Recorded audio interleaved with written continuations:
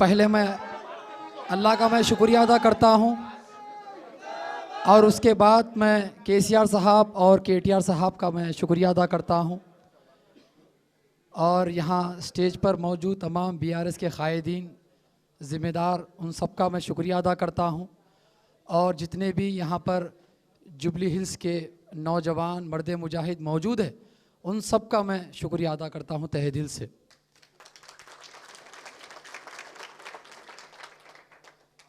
और जैसा कि आप सब जानते हैं कि जुबली हिल्स बाई इलेक्शन का वक्त चल रहा है और इस जुबली हिल्स बाई इलेक्शन में काफ़ी लोग अपनी किस्मत आज़मा रहे। वैसा ही आपका भाई भी किस्मत आज़माने के लिए जो है नॉमिनेशन दाखिल किया था, मगर अफसोस की बात है कि कांग्रेस की हुकूमत ने एक साजिश के तहत मेरा नॉमिनेशन कैंसिल करवा दिया और मैं जब रीज़न पूछने को गया तो मुझे रीज़न नहीं बताया गया और जब मैं रिटर्न में लिखने को बोला गया तो रिटर्न में भी मुझे नहीं दिया गया। तो ये एक साजिश के तहत ये एक साबित होता है कि मुझे साजिश के तहत मेरा ये एप्लीकेशन रिजेक्ट किया गया। एक हम सब जानते हैं कि किस तरह से ये लोगों ने मुझे रिजेक्ट किया गया और वजह आपको जानकर हैरानी भी होगी। आप सब जानते हैं कि कांग्रेस हुकूमत 2 साल से हुकूमत कर रही है, 2 साल से गवर्नमेंट चला रही है तेलंगाना रियासत में, मगर अफसोस की बात है ना तो कोई वहाँ पर कोई मुसलमान एमएलसी है, ना कोई वहाँ मुसलमान मिनिस्टर है। वहाँ पर मुसलमानों की लीडरशिप को ख़त्म किया जा रहा है हर दिन। कांग्रेस की एक ऐसी साजिश है कि वहाँ पर मुसलमानों की हर वो आवाज़ को दबाया जा रहा है क्योंकि मुसलमान कांग्रेस की दुश्मन है। मैं इसीलिए कहा था कि जुबली हिल्स में अगर हम सबको निकालना है तो कांग्रेस का जनाजा निकालना है। मैं इसलिए कहा था क्योंकि कांग्रेस का जनाजा इसलिए निकालना है क्योंकि रेवंत रेड्डी की हुकूमत, आपको जानकर हैरानी होगी कि जब मैं ये अल्फाज बोला कि कांग्रेस का जनाजा निकालना है तो तमाम वो मिनिस्टर्स, कांग्रेस के तमाम वो बड़े बड़े लोग मेरे घर पर आने के लिए तैयार हो गए और बोलने लग गए कि सलमान भाई आपको क्या होना हम देने तैयार है, सलमान भाई आपको क्या, आपको इख्तियार देने हैं के लिए हम तैयार हैं। मगर मैं क्या बोला कि 21 तारीख से पहले अगर तुम खबरस्तान दे देते तो हम तुम्हारे पास चलकर आ जाते थे।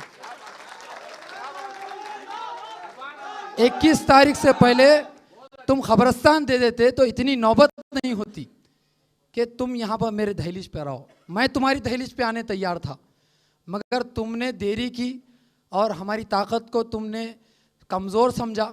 आज मैं एक ऐसी ताकत के साथ हूँ जो सेकुलरिज्म को ज़िंदा रखती है। और जब मैं केटीआर साहब से मेरी मुलाकात हुई, मैं तहे दिल से मैं केटीआर साहब का मैं शुक्रिया अदा करता हूँ और उनके लिए मेरे दिल में बहुत जगह बन गई। वो इसीलिए क्योंकि मेरी मुलाकात जब हुई, वो उस मुलाकात में केटीआर साहब के जो अल्फाज थे मैं आपके सामने बयान कर रहा हूँ। उन्होंने कहा कि सलमान भाई मुझे एक चीज़ का डर है, मुझे एक चीज़ का डर ये है कि हिंदुस्तान में जो हालात बनते आ रहे हैं वो हालात खुदा ना खास्ता हमारे तेलंगाना में क्यों होना हो जाए। ऐसे हालात मुझे डर है। वो कौन से हालात है कि जहाँ पर एक ही थाली में खाने को बैठे तो उसमें हिंदू भी हो, उसमें मुसलमान भी हो, उसमें सिख भी हो, उसमें ईसाई भी हो। ऐसा माहौल तेलंगाना का होना चाहिए। जब ये अल्फाज मैं सुना कि एक हम जो है ना गंगा जमुना तहजीब को जो है ज़िंदा रखने के लिए हमारे केटीआर साहब के दिल में एक तड़प है, एक फ़िक्र है, तो बहुत बड़ी बात है, बहुत बड़ी बात है। और एक चीज़ मैं मुतालबा किया केटीआर साहब से कि जो ग्रेवयार्ड का था तो 1 सेकंड नहीं लिए केटीआर साहब, 1 सेकंड नहीं लिए हाँ बोलने पर, क्योंकि वो बुनियादी हक़ है जो हमको मिलना भी ज़रूरी है और इंशाअल्लाह वो मिलकर रहेगा। अगर हम इख्तिदार के भूखे रहते तो हम कहीं पर और चले जाते, मगर हमको जो हक़ लेना है इज्जत के साथ वो हम लेंगे इंशाल्लाह, और वो केटीआर साहब देने के लिए तैयार है। और ये कांग्रेस की हुकूमत कल से खरीदने की कोशिश कर रही थी, कल से खरीदने की कोशिश कर रही थी, तमाम वो मिनिस्टर्स खरीदने की कोशिश कर रहे थे। तो मैं ये बात केटीआर साहब के सामने भी रखा। केटीआर साहब ने कहा कि हम लड़ रहे हैं, हम वॉरियर्स हैं, हम फाइटर्स हैं, हम हमारे हक लेने के लिए हम फाइट करेंगे। तो ये बात भी अच्छी दिखी। अब मैं ये कांग्रेस के जो जितने ज़िम्मेदार जो मेरे पीछे लगे हुए थे, कल से पूरी ताकत लगा लिए, पूरे मिनिस्टर्स आ गए, तमाम वो ज़िम्मेदार आ गए, ये बोलने लगे कि तुमको ये दे देंगे, वो दे देंगे, आधा वो ये कर देंगे, आप बस एक बार सीएम रेवंत रेड्डी साहब के साथ मुलाकात कर लो। मगर मेरा दिल जो है ना ज़मीर गवारा नहीं करा, ना मेरा ईमान गवारा करा कि मैं ख़बरस्तान का सौदा कर सकूं। ये लोग ख़बरस्तान नहीं दे सकते, वो सबको मालूम है। और हमारी जुबली हिल्स में जो लड़ाई है वो ख़बरस्तान की है, और मेरा मकसद था ख़बरस्तान हासिल करना। वो केटीआर साहब आपको आगे बताएंगे इंशाल्लाह। और मैं उम्मीद कर रहा हूँ यहाँ जितने भी लोग यहाँ पर अब जो आए हैं, पूरे जुबली हिल्स के ज़िम्मेदार है। हाथ उठाओ कितने जुबली हिल्स के मेरे साथ आए हुए। तमाम ये ज़िम्मेदार अहद कर लो कि आने वाले दिनों में जुबली हिल्स में कांग्रेस का जनाजा निकालने के लिए तैयार है इंशाल्लाह। और बीआरएस को इतना मजबूत करना है पूरी रियासत में, तेलंगाना रियासत में बीआरएस का झंडा ऊंचा करना है इंशाल्लाह। और जो रेवंत रेड्डी जो हुकूमत चला रहे, वो रेवंत रेड्डी की उसकी औकात भी ये बताना है कि हम कमज़ोर नहीं हैं, हमको पूछने वाला एक मसीहा हमारे दरमियान में है। तुम मुसलमानों के वोट तो हासिल कर लिए, मगर तुम हमको पूछ के नहीं देखे, एक बुनियादी हक तुम नहीं देख सके, मगर सिर्फ मुसलमानों के तुम वोट लेते गए और आज तक हमको कुछ हासिल नहीं हुआ। मैं उम्मीद करता हूँ कि केटीआर साहब, केसीआर साहब की ज़ेर सदारत में कि हमारी तरक्की भी होगी, हमारी हिफाजत भी होगी, तेलंगाना रियासत की तरक्की भी होगी।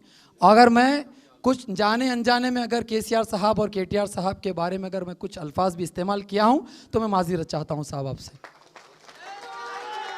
मेरे बड़े हैं और मेरे दिल में इज़्ज़त होती है बड़ों की, क्योंकि मेरी तरबियत हुई है बड़ों की इज़्ज़त करना। अगर मेरी गलती होती है तो मैं नादिम भी हो जाता हूँ, ये मेरी तरबियत है। और आप सब जानते हैं कितने मुश्किलों से, कितने तकलीफ़ों से मैं गुज़रा हुआ इंसान हूँ, बहुत मुश्किलों से गुज़रा हुआ इंसान हूँ। सब जानते हैं यहाँ पर, सब जानते हैं यहाँ पर। और जुल्म करने वाले कोई और नहीं थे, वो हमारे ही लोग थे जो हमारे पे जुल्म करे। और सब जानते कि कितना जुल्म हुआ मुझ पर, मगर वो जुल्मों से सहा, लड़ा, और आज एक ऐसे प्लेटफॉर्म पे बैठा हूँ जहाँ पर एक मुजाहिद और एक वॉरियर बैठे हैं मेरे साथ। तेलंगाना रियासत अलग करने के लिए बहुत कुर्बानियाँ उठाई है, तो ऐसे वॉरियरों के साथ एक वॉरियर जुड़ना जो है ना बहुत अच्छी बात है। ऐसे लोगों के साथ नहीं जो आपको ख़रीदने की बात करते, जो आपको ख़रीदने की बात करते। अगर मुझे अपने आप को बेचना होता तो कब की बेच चुका होता, मगर ये हमारा ईमान बेचने वाला नहीं है, ना हमारा ज़मीर गवारा करेगा। केटीआर साहब, आपसे पहले मैं आपके पास बात रखने पहले मैं मेरे पूरे कैडर से बात किया। कितने उनसे बात किया, हाथ उठाओ। तो सबका यही कहना था कि कांग्रेस को हमने दिया मौका और कांग्रेस ने दिया मुसलमानों को धोखा। ये सबका यही कहना था कि हर घर जुबली हिल्स में जब जाकर पूछेंगे तो बीआरएस का कहना है और बीआरएस को लाना है। मैं आपको ये मन से कह रहा हूं कि आपकी जीत इंशाअल्लाह तय हो गई। आज तय हो गई। कांग्रेस को कोई भी ताकत सपोर्ट करने दो, इंशाअल्लाह हम सब की ताकत और ऊपर वाले की ताकत आपके साथ है, आपको जिता के लाएंगे इंशाअल्लाह।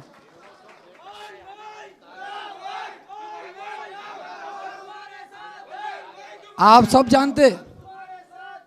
जानते कि दुनिया में एक नया निज़ाम रहता, चढ़ते हुए सूरज की तो पूजा सब कर लेते, करते ना, करते। कोई तरक्की कर ला तो उसको तारीफ भी करते, मगर जब स्ट्रगलिंग करता, जब लड़ता, लोगों के हक दिलाने के लिए तकलीफ़ां झेलता, तो उसका साथ कोई नहीं देता। मगर आज हम सबको एकजुट होना है और ये जालिम को हराना है।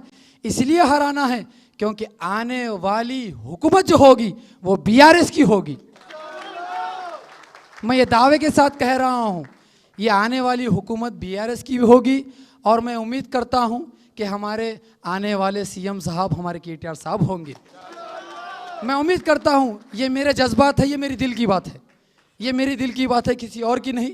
ये मेरी दिल की बात है कि आने वाले अगर कोई सीएम होंगे तो नौजवान, होनहार और वरियर फाइटर वो केटीआर साहब होंगे। शुक्रिया आप सबका। मैं फिर एक बार शुक्रिया अदा करता हूँ कि आप लोग यहाँ पर आए, हमारी हिम्मत अफजाई किए। और पूरे तेलंगाना स्टेट में यही एक बात चल रही है कि जुबली हिल्स में बीआरएस का झंडा, गुलाबी झंडा लहराने वाला है। शुक्रिया।